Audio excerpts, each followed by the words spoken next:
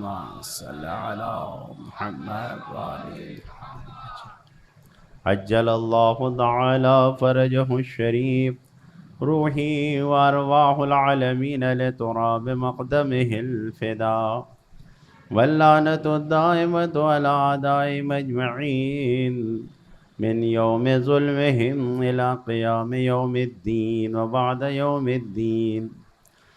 أما بعد، فقد كتب مولانا الحسين عليه السلام إلى أهل البصرة: ألا إن السنة قد أميتت وإن البدعة قد أحيت، إن تسمعوا قولي وتطيعوا عمري أهدكم إلى سبيل الرشاد. صلوات پڑھیں محمد والے.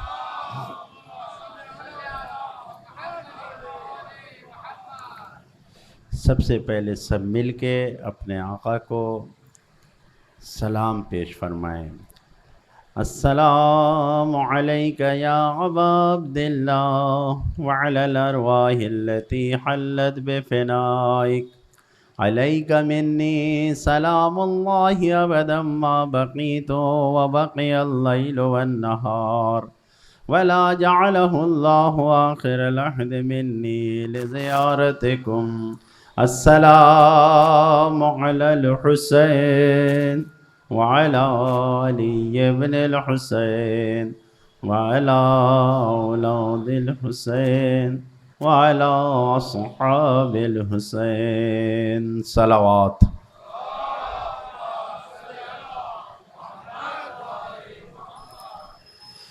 بزرگان محترم، عزیزان گرامی، کربلا اور کربلا سے ہم سب وابستہ.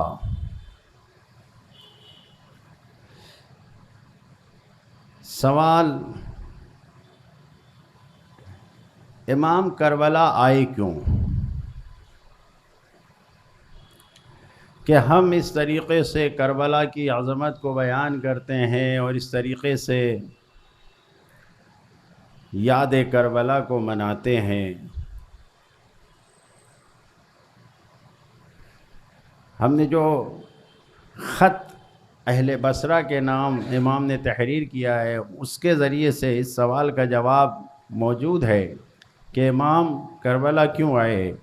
لیکن یہ پوچھا جاتا ہے کہ اتنا زیادہ یہ کربلا کی یاد کیوں منائی جاتی ہے؟ قرآن مجید میں ایک واقعہ ذکر ہے جس کی یاد ہر سال منائی جاتی ہے. جناب ابراہیم نے جناب اسماعیل کو لے جا کر اس جگہ پہ رکھا جہاں انہیں حکم دیا گیا تھا کہ ذبح کر دو، اور اس پورے واقعے کو اتنے بہترین انداز میں قرآن مجید نے بیان کیا ہے، بہت بہترین انداز میں. جناب ابراہیم نے خواب دیکھا، جناب اسماعیل سے عرض کیا، جناب اسماعیل نے کہا یا ابت افعل ما تؤمر، اے بابا جان جو کہا گیا آپ کر بیٹھیے. عرض یہ کرنا ہے کہ جناب ابراہیم لے گئے جناب اسماعیل کو، اور وہ سارا واقعہ آپ سنتے رہتے ہیں.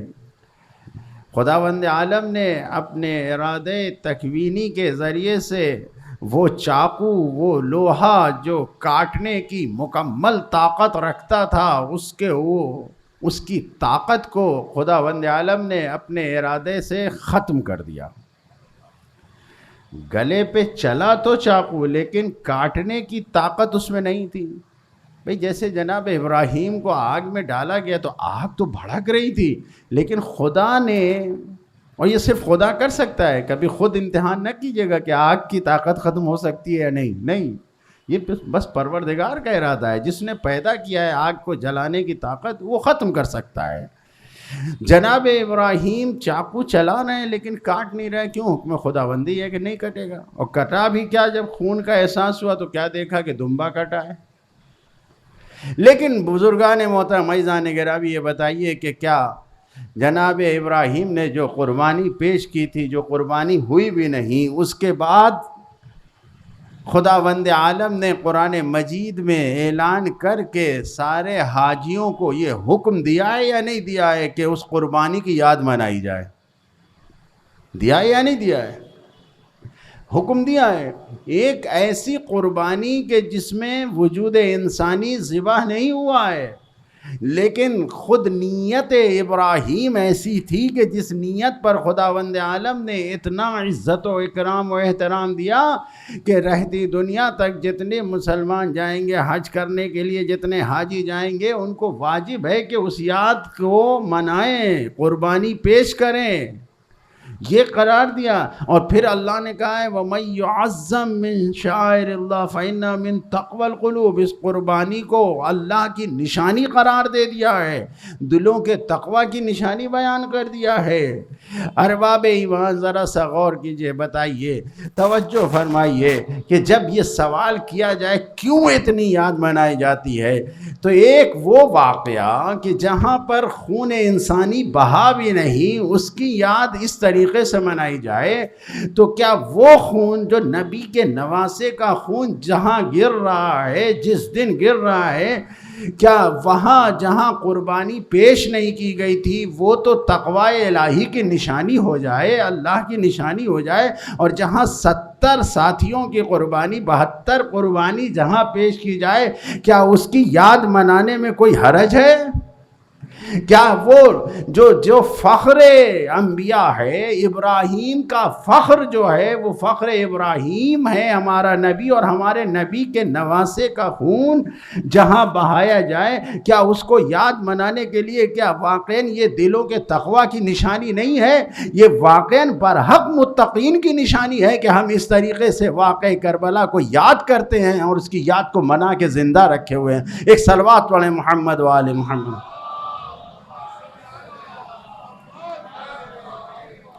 ہم تقوی کو ہم اس طریقے سے یاد کرتے ہیں کربلا کو۔ آپ دیکھیں امام نے خط لکھا ہے، انشاءاللہ اگر زندگی رہی تو چند دنوں میں آپ کے سامنے ان خطوط کے بارے میں گفتگو کریں گے جو ہم نے اپنے بزرگوں استاد لوگوں سے سنا ہے، وہ آپ کی خدمت میں عرض کریں گے، اپنی طرف سے نہیں، امام کا خط اور جو بزرگوں کی باتیں وہ آپ کی خدمت میں پیش کریں گے۔ کہ امام نے خط لکھا ہے، جیسے کوفے کے لیے خط لکھا تھا ویسے ہی بصرے کے لیے بھی خط لکھا ہے، لیکن جناب مسلم ابن عقیل کی شہادت اور وہاں کا تذکرہ مکمل طور سے سامنے آ گیا۔ کیوں؟ اس لیے کہ جناب مسلم گئے کچھ اس اہتمام سے، پہنچے کچھ وہاں پر جو واقعات ہوئے، اور پھر انہوں نے جنگ کیا، اور پھر وہ شہادت کا نوش فرمانا ان کا، وہ سب کچھ تاریخ میں موجود ہے اور مکمل طریقے سے ذکر ہوتا ہے۔ لیکن جس طریقے سے خود سرکار سید الشہداء نے کوفہ والوں کے لیے خط لکھا ہے، ویسے ہی بصرے والوں کے لیے بھی خط لکھا ہے۔ نامہ بر ہیں جو امام کے خط لے جانے والے ہیں، ان کا نام ہے سلیمان ابی رزین۔ ادھر مسلم ابن عقیل گئے تھے، ادھر سلیمان ابی رزین گئے تھے۔ جناب سلیمان بصرے، وہی اس زمانے کا جو حال تھا وہ یہ تھا کہ قبیلوں کے خاندانوں کے رئیس ہوا کرتے تھے، تو جو مکھیا ہوا کرتا تھا، رئیس ہوتا تھا، وہ جو کہتا تھا وہی اسی کی بات سب مانتے تھے۔ ایسا تو نہیں تھا کہ مثلا آج کی دنیا میں ہو کہ میں بچوں کے لیے کہوں کہ سوشل میڈیا موجود ہے، نہیں معلوم میڈیا موجود ہے، پرنٹ میڈیا موجود ہے، جو بات جس کو پہنچانا ہو پہنچا دے، کہہ دے، حق ہو باطل ہو جیسی بات ہو لوگوں تک پہنچ جائے۔ نہیں، اس زمانے میں جو بات پہنچانی تھی تو وہ جو قبیلے کے ہیڈ ہوتے تھے، مکھیا ہوتے تھے، ان کے ذریعے پہنچتی تھی۔ بصرہ کے 5 قبیلے بڑے تھے، ان 5 قبیلوں کے 5 سردار کے نام امام نے خط لکھا تھا، اور جب یہ خط پہنچا ہے تو خط میں کیا بیان کیا، وہ بیان کرنے سے پہلے آپ کی خدمت میں عرض کروں کہ امام کا خط لے کر سلیمان جب پہنچے ہیں بصرہ میں، منذر ابن جارود امام کے اس قاصد سے ملاقات کرتا ہے، اور جیسے ہی بجائے اس کے کہ قبیلوں کے سردار کے پاس لے جاتا، ڈائریکٹ ہاتھ پکڑ کر لے کر ابن زیاد کے پاس چلا جاتا ہے. اور ابن زیاد کوفے سے پہلے بصرہ کا گورنر تھا. اب اس نے بصرہ میں جب یہ دیکھا اچھا تو بالکل جیسے بھوکے بھیڑیا کو اس کا شکار مل جائے اس طریقے سے اس نے جناب سلیمان کو تختہ دار پر لٹوا کے ان کو شہید کروا دیا. وہ بکے نہیں، اقرار نہیں کیا، کچھ نہیں. جس وقت ان کو شہید کیا جا رہا تھا وہ خط انہوں نے لوگوں تک پہنچا دیا کہ میرے مولا نے یہ خط لکھا ہے. توجہ کر رہے ہیں؟ تو کوفے اور بصرے دونوں جگہ کے قاصد کو شہادت ملی ہے، لیکن جناب سلیمان ان کا نام کم لیا جاتا ہے، تذکرہ کم آتا ہے، کیونکہ بصرے سے وہ واقعات وابستہ نہیں ہوئے کہ لوگوں نے آ کے بیعت کیا ہو، لوگوں نے ساتھ دیا ہو، پلٹ گئے ہو، پھر یہ سب نہیں. وہاں تو جیسے ہی پہنچے پہلے ہی دن جیسے ہی ملے اور انہیں تخت شہادت پر جانا پڑا، تخت دار پر جانا پڑا. اب یہ خط جو لے کر آئے تھے، اس خط میں کیا لکھا ہوا تھا؟ اس خط میں جو تحریر کیا گیا تھا کہ الا ان السنۃ قد امیتت، اے لوگوں آگاہ ہو جاؤ، سنتیں مٹائی جا رہی ہیں. وَإِنَّ الْبِدْعَةَ قَدْ أُحْيَتْ، اور بدعتیں جگائی جا رہی ہیں. دو پیغام، سنت مٹائی جا رہی ہے، اللہ کے رسول کی سنت مٹائی جا رہی ہے. وہ رسول جس کے لیے قرآن مجید کہہ رہا ہے مَا آتَاكُمُ الرَّسُولُ فَخُذُوهُ، جو رسول دے اسے لے لو. لیکن حالات ایسے ہوئے ہیں، 50 سال کا زمانہ گزرا ہے، سن 10 ہجری سے سن 60 ہجری کا زمانہ آیا ہے. اس 50 سال میں کیسے حالات کر دیے گئے ہیں. امت مسلمہ کو کہاں لے جایا جا رہا ہے کہ امام کو اعلان کرنا پڑ رہا ہے کہ سنتیں مٹائی جا رہی ہیں، بدعتیں جگائی جا رہی ہیں. اب ایسے میں راستہ کیا ہے؟ امام کہہ رہے ہیں کہ اگر سنتوں کو باقی رکھنا ہے، بدعتوں کو نہیں آنے دینا ہے، تو ان تسمعوا قولی، اگر میری بات کو سنو گے، وتطیعوا امری، اور میری بات کی پیروی کرو گے، تو کیا ہوگا؟ اہدکم الی سبیل الرشاد، تو میں تمہیں ہدایت کے راستے پر لگا دوں گا. ایک صلوات پڑھے محمد و آل محمد.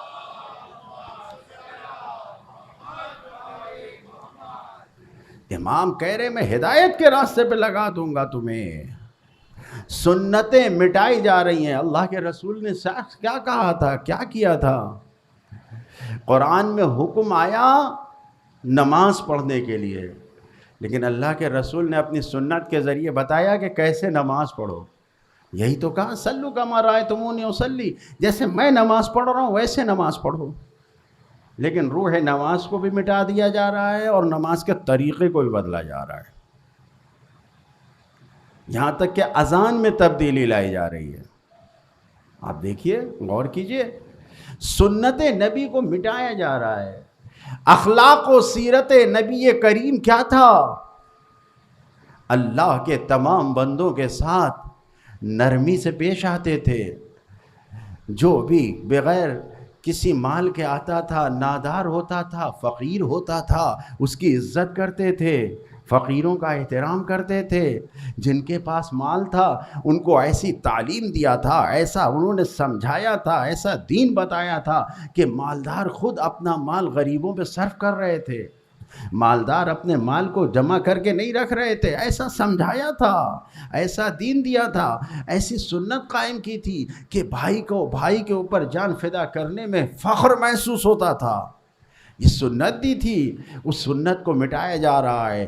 جو کیا گیا ہے، آپ دیکھیے جو کیا گیا ہے، یعنی پورے نبوی سماج کو، جو معاشرہ نبوی تھا جہاں پر نبی کی باتیں ہوتی تھیں، سنت کی باتیں ہوتی تھیں، اس کو بدل کے اس سماج کو، اس معاشرے کو اسی زمانے میں کیسا کر دیا گیا؟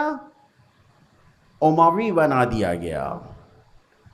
جو لوگ تعلیم کو لے رہے تھے نبی کی سنت کے بجائے، جو حاکم تھے ان کی سنتوں کو لگایا جا رہا ہے، یہ کر دیا۔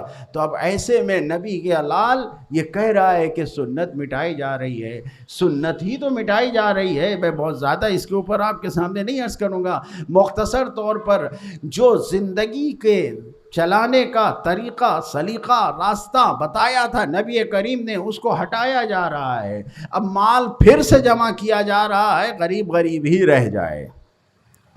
اب دیکھیں بزرگوں کا احترام ختم کیا جا رہا ہے کہ جو جوان ہے، جس کی طاقت ہے، بس وہی سب کچھ بنا رہے۔ اس طریقے کی تعلیمات جو نبی نے بدل دیا تھا پورے سماج اور معاشرے کو، اس کو ختم کیا جا رہا ہے۔ اچھا، قرآن مجید کے اعلان کے مطابق اللہ کا رسول آ کے در اہل بیت میں جو در تھا، جب آیے تطہیر نازل ہوئی ہے تو خود فخر رازی نے لکھا ہے اپنی تفسیر میں کہ آیہ تطہیر کے نزول کے بعد 6 مہینے تک در سیدہ پہ آ کے نبی کہتا تھا کیا، السلام علیکم یا اہل بیت النبوہ، یعنی اہل بیت نبوت کہہ کے جس در پہ وہ سنت بدلی جا رہی ہے کہ اہل بیت سے لوگوں کو دور کیا جا رہا ہے۔ وہ سنت جو نبی نے قائم کیا تھا کہ قُلْ لَا أَسْأَلُكُمْ عَلَيْهِ أَجْرًا إِلَّا الْمَوَدَّةَ فِي الْقُرْبَى، کہ جو سنت تھی کہ قرابت داروں سے، اہل بیت سے محبت کرو، معدت کرو، اس کو ختم کیا جا رہا ہے، سنت مٹائی جا رہی ہے۔ اللہ کے رسول نے کہا تھا کہ ہمیشہ علی کو اپنے ساتھ رکھا تھا اور یہ بتایا تھا کہ علی مع الحق والحق مع علی، علی حق کے ساتھ ہے اور حق علی کے ساتھ ہے۔ اس سنت کو مٹایا جا رہا ہے۔ غدیر جیسی سنت کو مٹا کر کسی چھت کے نیچے جمع ہو کر نبی کی سنت کا مذاق بنایا جا رہا ہے۔ امام کہہ رہے ہیں کہ سنتیں مٹائی جا رہی ہیں، اس طریقے سے سنتیں مٹائی جا رہی ہیں۔ اور کیا کہا، بدعتیں جگائی جا رہی ہیں۔ کتنی بدعت موجود ہیں جو اسی وقت سے، جو بدعتیں جو اسی 50 سال کے عرصے میں امام حسین کے کربلا آنے سے پہلے جو بدعتیں ایجاد ہوئی ہیں، ان بدعتوں کو آپ دیکھیے کتنی بدعتیں ہیں۔ آپ ایک بدعت مثلا ایک سنت نماز ماہ رمضان میں آپ پڑھتے ہیں، یعنی لوگ پڑھتے ہیں جماعت کے ساتھ، یہ ایک بدعت سامنے آئی ہے؟ نہیں، 150 اس قسم کی بدعتیں اسلام میں لائی گئی ہیں۔ تو بنیاد کیا ہے؟ زمانے کا امام، ہمارا امام پیغام بھیج رہا ہے کہ بدعتیں مٹائی جا رہی ہیں، جگائی جا رہی ہیں، سنتیں مٹائی جا رہی ہیں۔ کتنی بدعتیں ایجاد کی گئی ہیں، جبکہ ہمارے نبی نے کیا اعلان کیا تھا؟ یقیناً یہ حدیث آپ کے کانوں میں ہے کہ حلال محمد حلال الی یوم القیامہ و حرام محمد حرام الی یوم القیامہ۔ ایک صلوات پڑھے محمد و آل محمد۔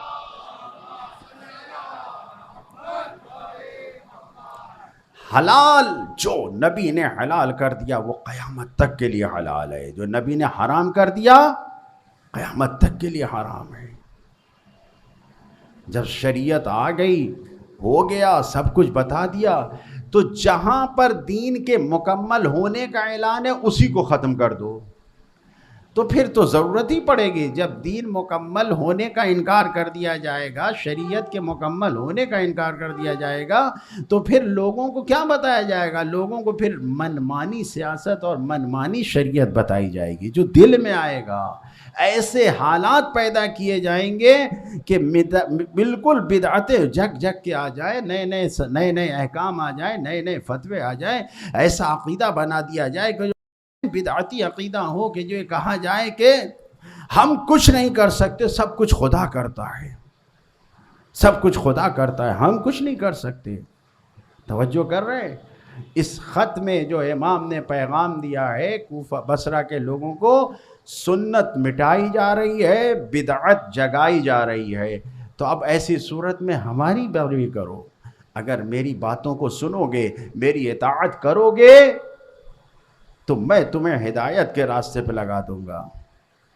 میں ہدایت کے راستے پہ، وہ راستہ جو خدا سے قریب کر رہا ہے وہاں تک پہنچا دوں گا۔ وہ نہیں جو بعض لوگ اعتراض کرتے ہیں کہ یہ خود یہ ہدایت کے راستے پہ کیا لگائیں گے، یہ کہاں سے خدا سے قریب کریں گے، یہ خود تو اپنے آپ کو جانتے ہوئے بھی موت کی طرف لے کر جا رہے ہیں۔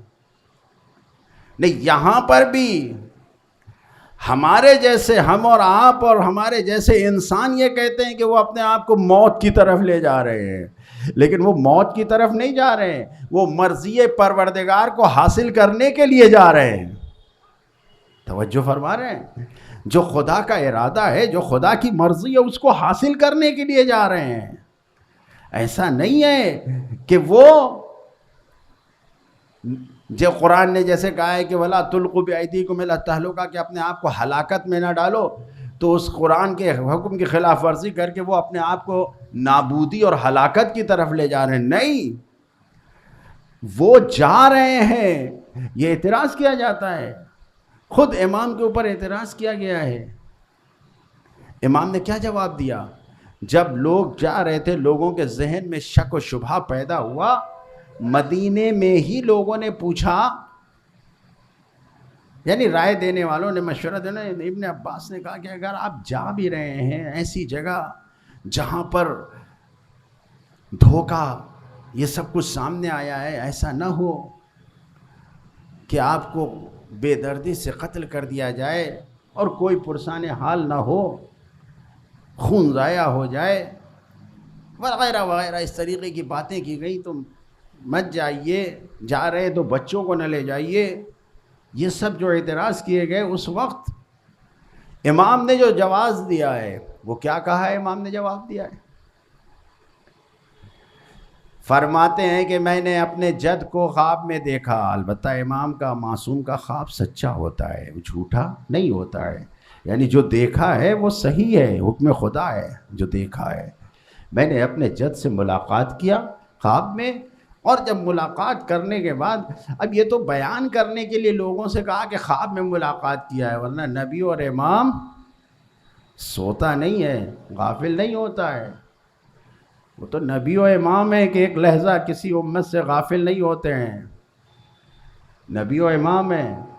ہمارے مراجع کرام میں سے ایسے مراجع گزرے ہیں، مرجع تقلید گزرے ہیں، کہ جن کو آپریشن کے لیے ڈاکٹر نے جب یہ کہا کہ آپ کو بے ہوش کرنا پڑے گا، تو انہوں نے کہا کہ میں بے ہوش نہیں ہوں گا، تمہیں جو کرنا ہے کرو، تمہیں جو کرنا ہے وہ کرو، میں بے ہوش نہیں ہوں گا۔ انگریز ڈاکٹر تھا، اس نے کہا میں کیسے آپریشن کروں؟ مرجع نے کہا کہ ابھی آپریشن شروع کرنا ہے؟ کہا ہاں، کہا شروع کرو۔ آپریشن ہو رہا ہے، وہ دعائے کمیل پڑھ رہے تھے، توجہ کر رہے ہیں؟ دعائے کمیل پڑھ رہے تھے، وہ دعائے کمیل پڑھ رہے، لیکن اتنی توجہ، اتنا زیادہ اپنے آپ کو اس دعائے کمیل کے فقرے اور جملے میں لگائے ہوئے کہ جو ان کا آپریشن ہو رہا ہے، جو کاٹ پٹ کیا جا رہا ہے، انہیں کچھ احساس نہیں ہے، کچھ انہیں نہیں پتا ہے۔ توجہ فرما رہے ہیں؟ تو یہ تو ہمارے مراجع ہیں کہ آپریشن کے وقت نہ جانے کتنوں کے واقعات موجود ہیں کہ جنہوں نے آپریشن تو کروایا ہے لیکن بے ہوشی کا انجیکشن نہیں لگوایا ہے، بے ہوشی کا انجیکشن نہیں لگوایا۔ کیوں؟ اس لیے کہ ہم اگر بے ہوش ہو گئے تو اتنے لوگ جو زمانے بھر میں ہماری تقلید کرتے ہیں، ہماری پیروی کرتے ہیں، وہ بغیر تقلید کے رہ جائیں گے جتنے گھنٹے کے لیے تم نے ہمیں بے ہوش کر دیا۔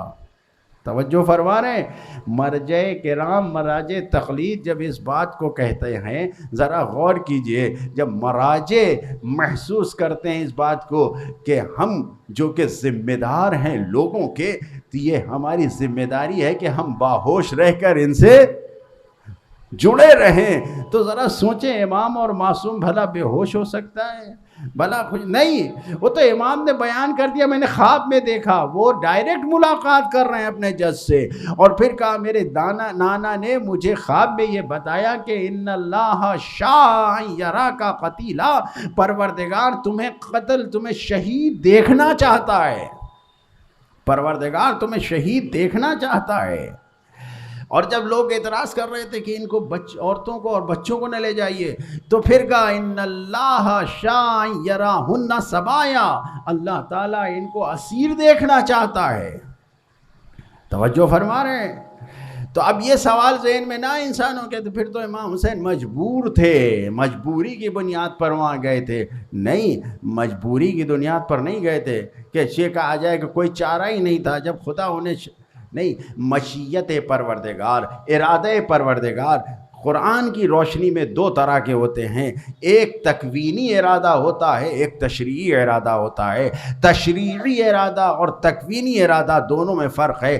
تکوینی ارادہ وہاں پر ہوتا ہے کہ جہاں پر خدا نے ارادہ کر لیا تو وہ ہوتا ہی ہے. اگر خدا نے ارادہ کر لیا ہے کہ جب تک یہ سورج رہے گا تو اس سے وقت پر نکلنا، اس کی روشنی نکلے گی. جب تک یہ انسان دنیا میں زندگی گزار رہا ہے، جب تک ہم اور آپ زندہ گزار رہے ہیں، تو سسٹم ایسا بدن میں بنایا ہے کہ زندہ رہنے کے لیے سانس آنا ضروری ہے. یہ پروردگار کا تکوینی ارادہ ہے. لیکن تشریعی ارادہ وہ ہوتا ہے کہ جہاں خدا ارادہ تو کرتا ہے لیکن ضروری نہیں ہے کہ جو خدا نے ارادہ کیا ہے وہی ہو، بلکہ خدا بیان کر رہا ہے. صرف وہ ارادہ تشریعی یہ ہے کہ جہاں پر انسان کو عمل کرنا ہے، ارادہ تشریعی کے مطابق یہ خبر دی گئی. اللہ کے رسول نے اپنے نواسے کو کہا کہ اللہ یہ چاہتا ہے. مجبور نہیں ہے حسین، مجبور نہیں ہے میرا مولا، بلکہ خدا یہ چاہتا ہے. ارادہ تشریعی ہے خداوند عالم کا کہ اگر ایسا ہو جائے، یعنی مجبور نہیں کیا گیا ہے. تو جب تشریعی طور پر خداوند عالم یہ چاہتا ہے، امام کہہ رہے ہیں کہ میں مرضی پروردگار کو حاصل کرنا چاہتا ہوں، اس سے قریب ہونا چاہتا ہوں. میں نے عرض کیا کہ دنیا اور ہم اور آپ شہید ہونے کو موت سمجھ رہے ہیں، نابودی سمجھ رہے ہیں، لیکن خود حسین جو بارگاہ شہادت کی طرف بڑھ رہے ہیں وہ اس شہادت کو موت اور نابودی نہیں سمجھ رہے ہیں، بلکہ اس شہادت کو، اس اسیر ہونے کو، جو گرفتاریاں پیش آ رہی ہیں بچوں کی، عورتوں کی، ان سب کو وہ خداوند عالم کی بارگاہ میں قریب ہونے کا ذریعہ سمجھ رہے ہیں. ایک صلوات پڑھیں محمد و آل محمد.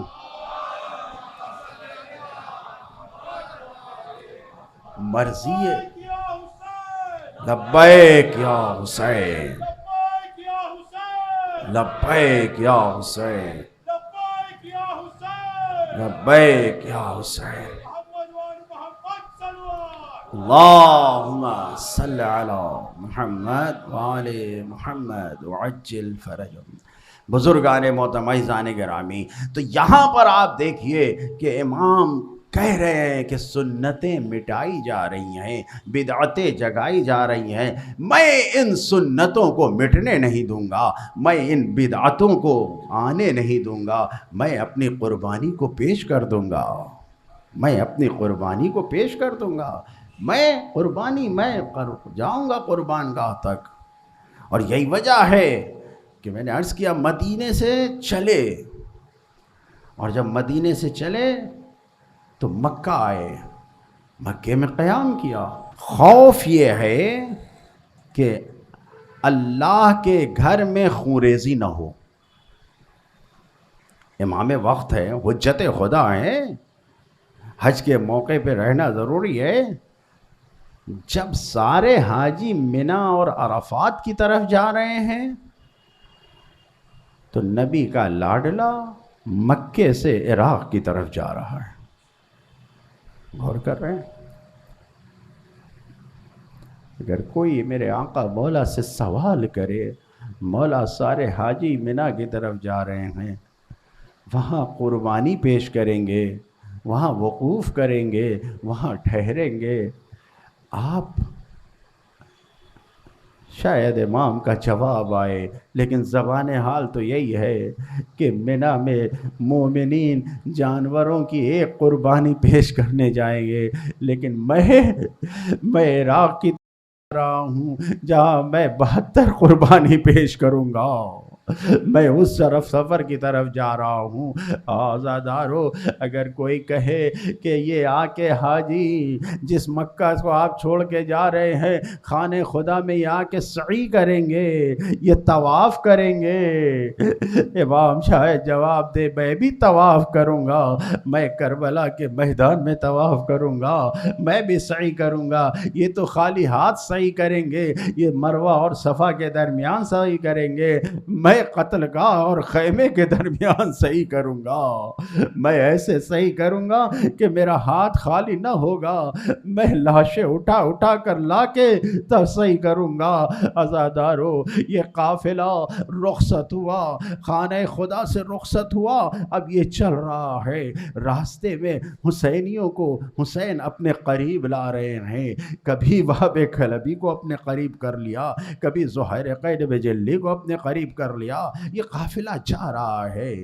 ایک جگہ پہنچ کر علی اکبر کے زانوں پہ سر رکھ کے سو گئے امام، نیند میں آئے، نہ جانے بھئی شبیہ رسول تھے نا، کتنی محبت تھی کہ نانا کی یاد، کہ شاید یاد آنے کے لیے کہ کس طریقے سے نانا کی آغوش میں سر رکھ کے سوتے تھے، شاید اس یاد کو تازہ کرنے کے لیے شبیہ رسول کے زانوں پہ سر رکھ کے سوئے، اور اچانک ایک آواز دیا، انا للہ و انا الیہ راجعون۔ جناب علی اکبر نے پوچھا بابا خیر تو ہے، یہ کلمہ استرجاع کیوں پڑھا؟ آواز دیا میرے لال ہم موت کی طرف جا رہے ہیں۔ منادی نے ندا دیا، جو میں نے سنا وہ یہ کہہ رہا ہے یہ قافلہ موت کی طرف جا رہا ہے۔ تو جناب علی اکبر نے پوچھا اولسنا علی الحق، کیا ہم حق پر نہیں ہیں؟ امام نے جواب دیا ہم حق پر ہیں۔ جیسے ہی کہا ہم حق پر ہیں، جناب علی اکبر نے کہا اذن لا نبالی بالموت، ہمیں موت سے کوئی ڈر نہیں ہے، عرض یہ کرنا ہے کہ یہ قافلہ چل رہا ہے۔ وہ منزل بھی آئی کہ یہ قافلہ کوفہ کی طرف بڑھ رہا ہے، ادھر سے ہر کا دستر آیا، لشکر آیا اور حسین کے قافلے کو روک دیا۔ عزاداران مظلوم حسین کے قافلے کو روک دیا۔ یقیناً شب 2 محرم ہے، 2 محرم کو یہ قافلہ کربلا پہنچا ہے۔ مجھے یہ بیان کرنا ہے کہ کس طریقے سے یہ قافلہ کربلا پہنچا۔ ارے جس جگہ پر ہر نے لشکر کو روکا، صبح نمودار ہوئی، اور صبح کا نمودار ہونا تھا کہ ابھی پوری روشنی نہیں ہوئی تھی، نماز پڑھ چکے۔ امام نے کہا تیزی سے ہر کے لشکر سے اپنے آپ کو جدا کر لو۔ ابھی جدا کرنا چاہتے ہی تھے کہ ادھر ہر نے آ کے کہا کہ نہ جائیے، اس لیے کہ مجھے آج حکم یہ دیا گیا ہے کہ ساتھ ساتھ رہوں، الگ نہ جائیے۔ قاصد کو آتے دیکھا، ایک قاصد آ رہا تھا، اب دونوں نے انتظار کیا، قاصد آیا، اس نے آ کے ہر کو اور لشکر والوں کو سلام کیا، امام کو سلام نہیں کیا۔ عزاداران مظلوم یہ خط جب آیا ہر نے دیکھا تو ہر نے کہا کہ ہمیں حکم دیا گیا ہے کہ اسی بے آب و گیا صحرا میں آپ کو روک دیا جائے۔ امام کو کہا مجھے جانے دو گا، نہیں یہ قاصد ہے کہ جب ہم آپ کو روک لیں تو یہ جا کے بتائے کہ حکم پر عمل ہو گیا ہے۔ لو عزادارو، امام حسین علیہ السلام نے اسی جگہ پر سوال کرنا شروع کیا، اس جگہ کو کیا کہتے ہیں، یہ جگہ کا کیا نام ہے؟ لوگوں نے بتانا شروع کیا، غازریہ کے نزدیک، شفیہ کے نزدیک، نینوا بھی اس کو کہا جاتا ہے۔ یہاں تک کہ جناب زہیر خین سے پوچھا، جناب زہیر خین نے آواز دیا ہاں اس کو کرب بلا بھی کہا جاتا ہے۔ جیسے ہی یہ کہا، امام نے کہا یہ کرب بلا ہے، ارے یہیں ٹھہر جاؤ، یہیں پر ہم رکیں گے، قیام کریں گے۔ اتنا کہنا تھا کہ جب یہ آواز بیویوں تک پہنچی، ارے جناب ام کلثوم اپنی جگہ سے نکلی، خیمے سے نکل کے ادھر آئی کہ جا رہی تھیں، ایک ٹھوکر لگی، گری، اور زمین پہ جو گری تو اٹھنے کے بعد اپنے بھیا کے پاس پہنچ کے آواز دیتی ہیں، اے بھیا یہ کیسی جگہ ہے، یہاں سے تو آپ کے خون کی خوشبو آ رہی ہے۔ جیسے یہ کہا امام نے آواز دیا، ارے صفین سے پلٹتے وقت اسی جگہ پر ہمارا بابا اس سرزمین کی طواف کر کے سویا، اور بھیا حسن کے سانوں پہ سر رکھ کے سویا، اچانک اٹھ کے آواز دیا، حسین ارے یہ وہ جگہ ہے کہ جہاں تمہیں گرفتار کر کے اسیر کر کے لایا جائے گا، اور پھر یہاں تمہارا خون بہایا جائے گا، تم کیا کرو گے؟ آواز دیا، میں صبر کروں گا، اور یہ کہہ کے آواز دیا، ہاں ہونا مناخ رکابنا، ہاں ہونا محط رحالنا، ہاں ہونا مسفق دمائنا، ہاں ہونا مذبح اطفالنا، ہاں ہونا قبورنا و مزارنا۔